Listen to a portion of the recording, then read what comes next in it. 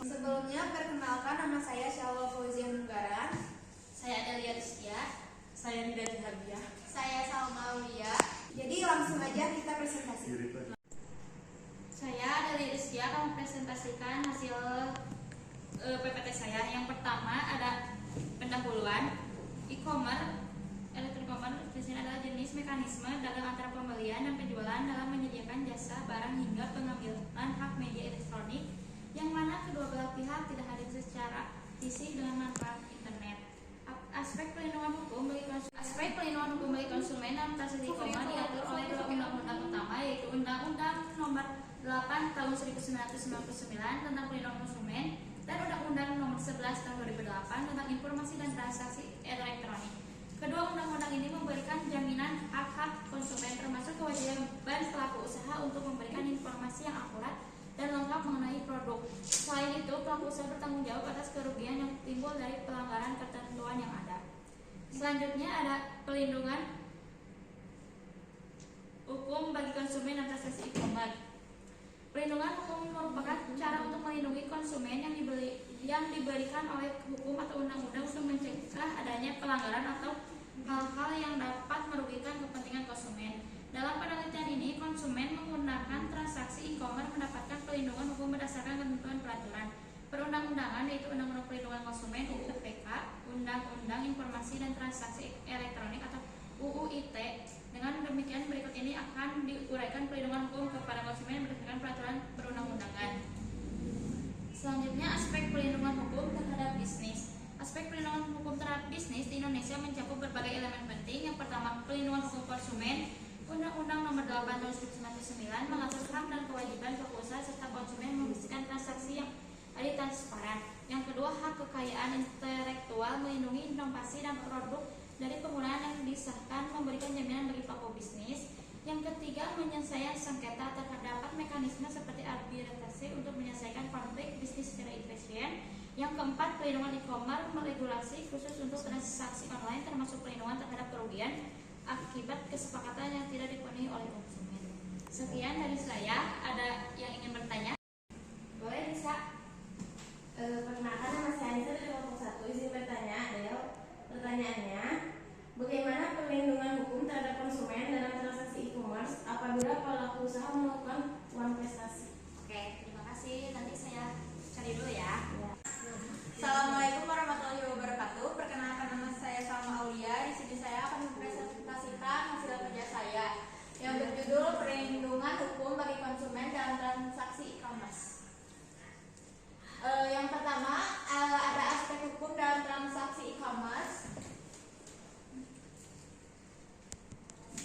Perkembangan teknologi, khususnya internet, telah mengubah konsep jual beli, di mana saat ini proses transaksi jual beli dapat dilakukan antara penjual dan pembeli tanpa harus bertemu langsung.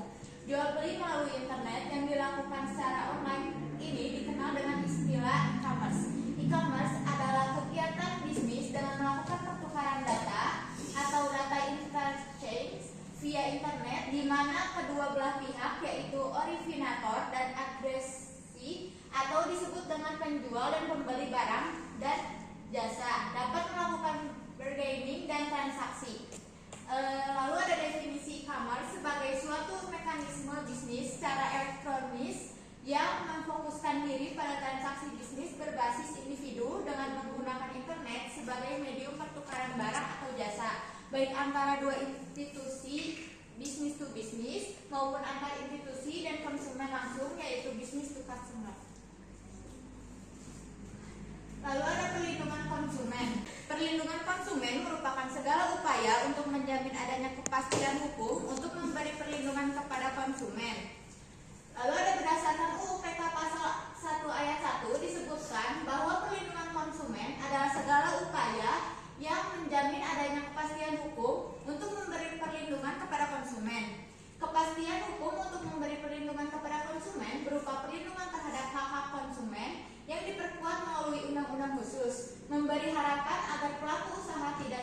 bertindak sewenang-wenang yang selalu merugikan hak-hak konsumen. Lalu ada 5 asas dasar penyelenggaraan perlindungan konsumen. Yang pertama ada asas manfaat, yaitu untuk mengutamakan manfaat maksimal bagi konsumen dan pelaku usaha. Dan yang kedua ada asas keadilan, yaitu memberikan kesempatan yang adil untuk memenuhi hak dan kewajiban semua pihak. Yang ketiga ada asas keseimbangan, yaitu menjaga keseimbangan kepentingan konsumen, pelaku usaha, dan pemerintah.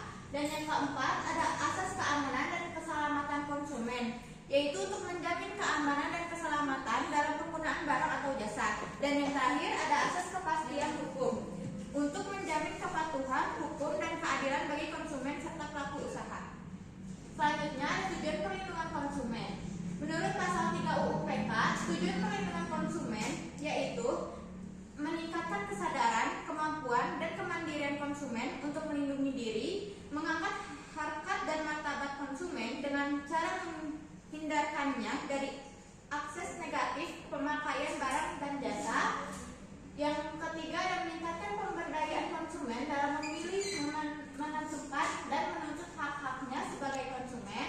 Yang keempat adalah menciptakan sistem perlindungan konsumen yang mengandung unsur kepastian hukum dan keterbukaan informasi serta akses untuk mendapatkan informasi.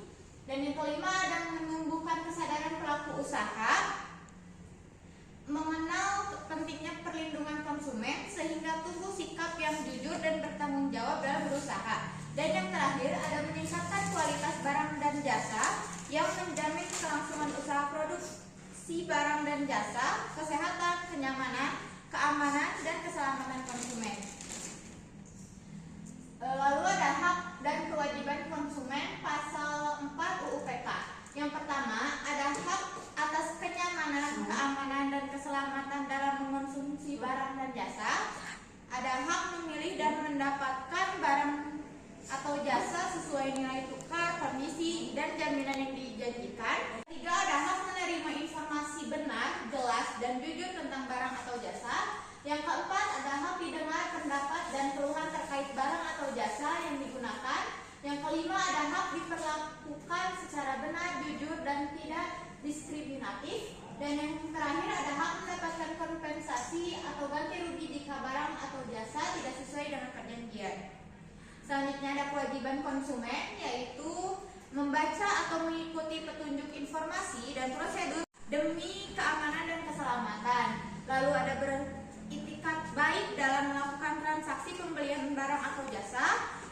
Lalu ada membayar sesuai dengan nilai tukar yang disepakati. Dan yang terakhir ada mengikuti upaya penyelesaian hukum sengketa perlindungan konsumen secara patut. Dan selanjutnya ada UIT, yaitu merupakan bentuk perhatian pemerintah terhadap perkembangannya berkembangnya informasi dan transaksi yang berbentuk elektronik. Pemanfaatan teknologi informasi dan transaksi elektronik ini dilaksanakan dengan tujuan untuk mencerdaskan kehidupan bangsa sebagai bagian dari masyarakat informasi dunia, lalu mengembangkan perdagangan dan perekonomian nasional dalam rangka meningkatkan kesejahteraan masyarakat.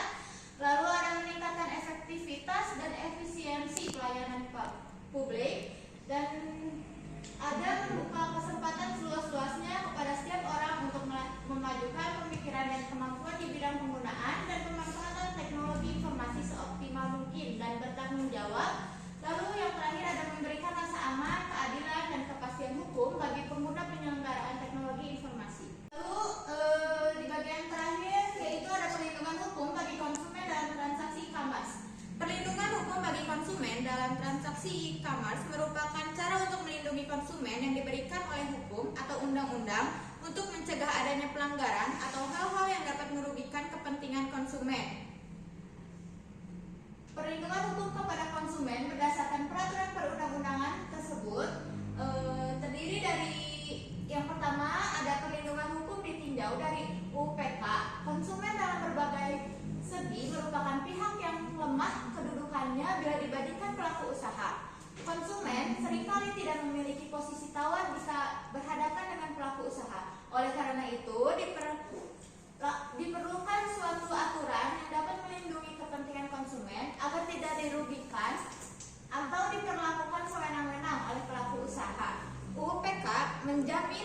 adanya kepastian hukum untuk memberikan perlindungan kepada konsumen seperti tercantum dalam pasal 1 ayat 1 PK. UU PK memberikan perlindungan kepada setiap konsumen yang merasa hak-haknya dilanggar atau dirugikan oleh pelaku usaha tersebut. Sekian dari saya, terima kasih. Sebelumnya, apakah ada pertanyaan? Boleh.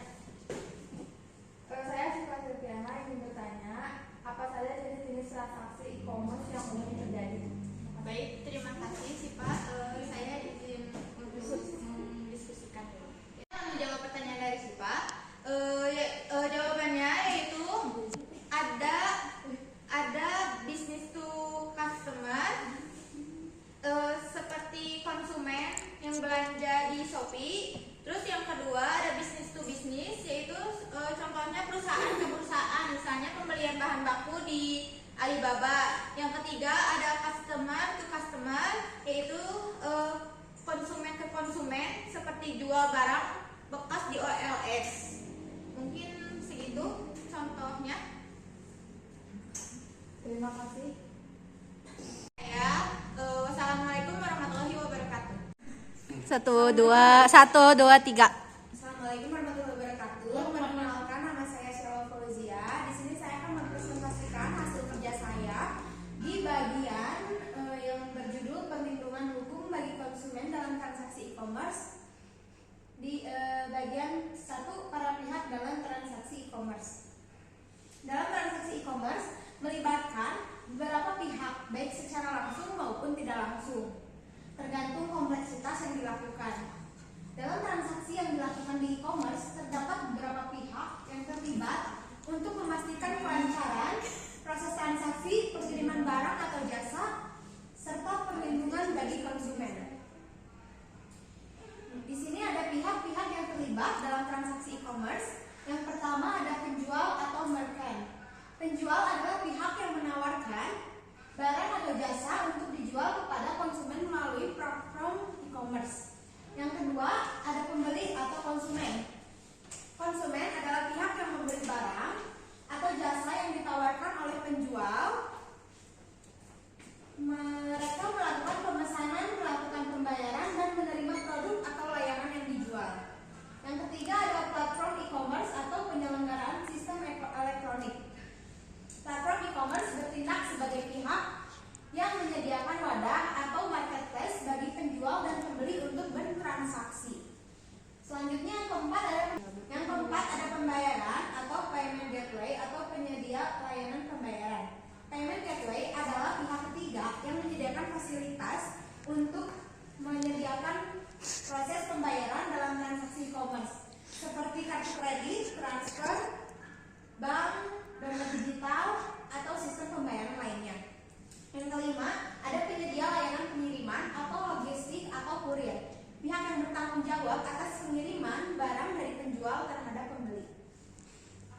Yang keenam, ada penyedia layanan pelanggan atau customer support, pihak yang bertugas untuk memberikan dukungan atas bantuan kepada konsumen masalah yang muncul selama proses transaksi atau setelahnya, seperti klaim pengembalian barang, keluhan atau pertanyaan terkait produk. Yang ketujuh ada otoritas pengawas atau regulator dan pemerintah. Pemerintah atau badan regulasi terkait bertugas untuk mengawasi jalannya transaksi e-commerce agar sesuai dengan hukum dan peraturan yang berlaku. Yang kedelapan ada pihak asuransi atau opsional. Yang kesembilan ada penyedia sistem keamanan atau security providers, pihak yang bertanggung jawab untuk menjaga keamanan data dan transaksi di platform e-commerce. Dan selanjutnya ada peran teknologi dalam meningkatkan efektivitas perlindungan konsumen dalam e-commerce. Teknologi juga memainkan peran yang sangat penting dalam meningkatkan efektivitas perlindungan konsumen dalam e-commerce. Dengan memberikan berbagai solusi memungkinkan transparansi, keamanan, dan kenyamanan dalam bertransaksi. Teknologi berperan penting dalam meningkatkan efektivitas perlindungan konsumen di sektor e-commerce melalui beberapa cara. Yang pertama, ada pengawasan penegakan hukum. Teknologi informasi membantu pemerintah dalam mengawasi pelanggaran, perlindungan konsumen dan penegakan hukum secara lebih efisien. Yang kedua, ada keamanan data. Pengguna teknologi keamanan seperti enkripsi mengurangi risiko penipuan dan kebocoran data, sehingga meningkatkan kepercayaan konsumen. Yang terakhir ada edukasi dan akses informasi.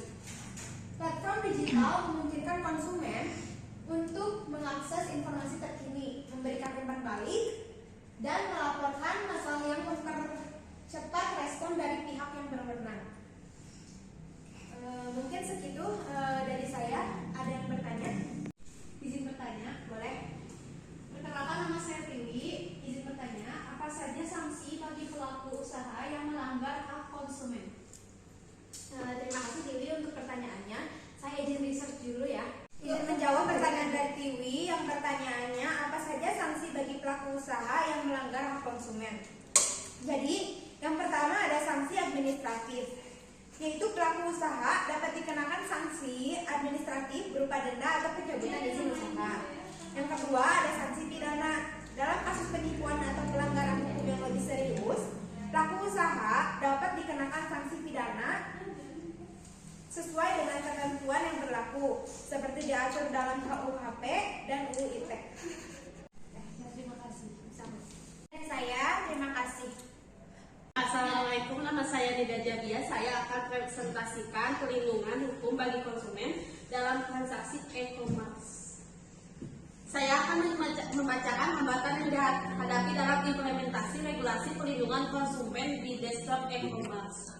Yang ke-1 adalah celah hukum. Regulasi yang ada seperti UU 08 tahun 1999. Yang ketiga, mekanisme penyelesaian sengketa. Proses penyelesaian sengketa yang ada sering yang tidak efektif, terutama dalam kasus lintas. Selanjutnya, implementasi regulasi perlindungan konsumen di sektor e-commerce. Menghadapi berbagai tantangan yang kompleks, mulai dari kesenjangan regulasi yang cepat, perkembangan hingga masalah teknis dan infrastruktur. Untuk mengatasi hambatan ini dibutuhkan kolaborasi antar pemerintah, platform dan e-commerce, pelaku usaha dan konsumen itu sendiri, serta meningkatkan kesadaran dan edukasi yang luas mengenai hak dan kewajiban dalam transaksi digital. Selanjutnya, kesimpulannya, perlindungan hukum bagi konsumen dalam transaksi e-commerce di Indonesia sangat penting untuk mencegah potensi kerugian yang dapat terjadi akibat transaksi digital. Meskipun e-commerce menawarkan banyak keuntungan seperti kemudahan dan keaksesibilitas yang lebih luas, tantangan dalam pelindung konsumen tetap ada, seperti adanya celah hukum, tentunya kesadaran konsumen, serta mekanisme penyelesaian sengketa yang kurang efektif, terutama dalam transaksi lintas batas. Selanjutnya, teknologi berperan penting dalam meningkatkan efektivitas perlindungan konsumen dengan memberikan berbagai solusi seperti keamanan dan melalui enkripsi, penggunaan sistem pelayanan digital yang aman, serta transparansi melalui penilaian dan ulasan produk. Teknologi juga mendukung pengawasan yang lebih baik terhadap transaksi, mempercepat penyelesaian sengketa, serta mencegah penipuan atau transaksi yang merugikan konsumen. Oleh karena itu, penyediaan cara regulasi yang tepat, kesadaran konsumen dan pemanfaat teknologi yang canggih sangat penting untuk menciptakan ekosistem e-commerce yang aman dan terpercaya. Langkah-langkah yang tepat dalam mengimplementasikan regulasi dan memanfaatkan teknologi pelindungan konsumen dalam sektor e-commerce dapat lebih efektif sehingga menciptakan kepercayaan konsumen mendukung perkembangan e-commerce yang sehat di masa depan. Sekian, aku ada yang ditanyakan? Ya, boleh. Saya Marsha Gramedia izin bertanya, apa yang dapat dilakukan untuk meningkatkan kepercayaan konsumen pada e-commerce? Oke, saya akan menjawab. Yaitu, 1. Meningkatkan keamanan transaksi online, 2. Transparansi informasi, 3. Membangun reputasi yang baik, 4. Jaminan dan kebijakan pengembalian, 5. Integrasi media sosial dan komunikasi aktif. Selanjutnya, verifikasi identitas bisnis. Cukup? Cukup, terima kasih. Oke, sekian dari kelompok kami. Mohon maaf bila ada kesalahan kata dan perilaku. Terima kasih. Wassalamualaikum warahmatullahi